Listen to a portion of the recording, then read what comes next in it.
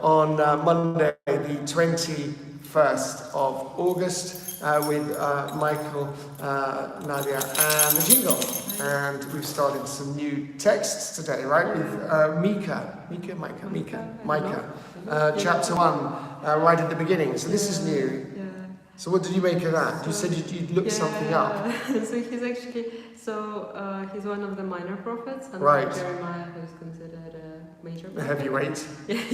So this is a minor prophet, but he's he was a contemporary of Isaiah.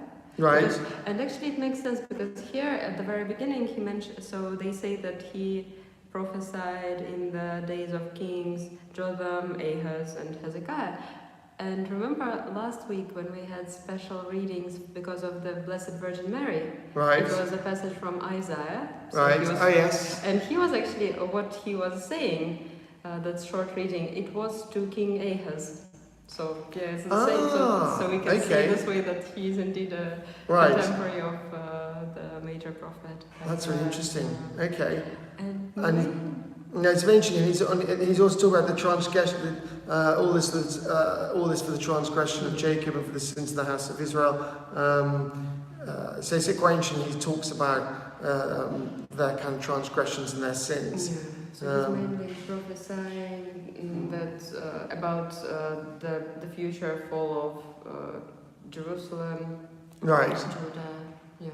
Oh right, he's actually prophesizing here. Yeah. Okay, so he's actually saying that Jacob and all these people are going to be doing bad stuff. So he's criticizing the people for idolatry. Right. For worshiping idols. Yeah, and these are his prophecies mainly.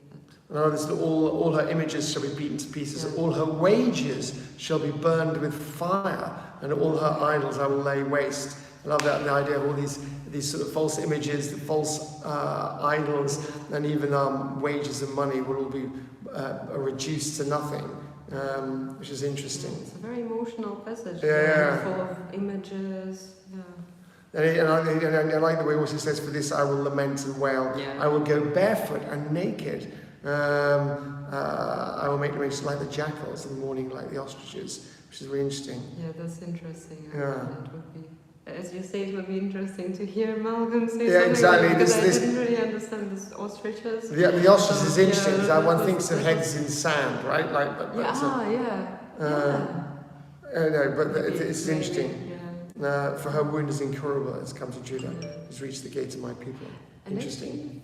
Actually, it was interesting, but you'll see it on Friday, I think. Right. We'll keep reading from. It's a bit of a spoiler. Right. Okay. Yeah. So, another interesting thing about Micah's prophecies is that apparently he later in chapter 5, which is on Friday, he prophesied the birth of Jesus, that the birthplace of Jesus would be in Bethlehem. Okay. It will be in our reading on Friday. Oh, right. That's interesting. Is that one of the ones that they use as a prophecy for where Jesus is born? That's interesting. Yeah, so it will be in the Friday reading. I do feel we need a Malcolm or someone who knows what they're talking about. But anyway, that's very good. Still very interesting. And now the New Testament reading, which is Mark 5, right? 1 to 20. This is the famous one. I love this. The guy who says, "My name is Legion." There's so many of us living unclean spirits. Very famous phrase.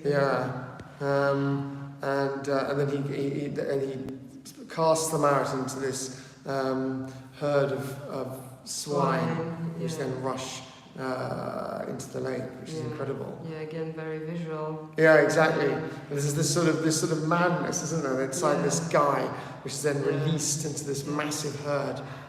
And incredible. Isn't just curious how it's in line with our sermon yesterday, because we had a different passage. It was from Matthew. It was also about a woman who was asking Jesus to help her, so that the unclean spirit goes out of her daughter.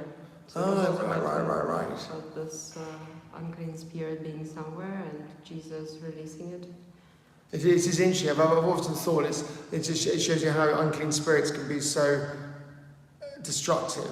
And also within one person you can really get this sort of massive destructive power, which is enough to send a whole herd of swine down a steep bank into the river. That sort of destructive power. And how Jesus can control it. Yeah. Can provide salvation.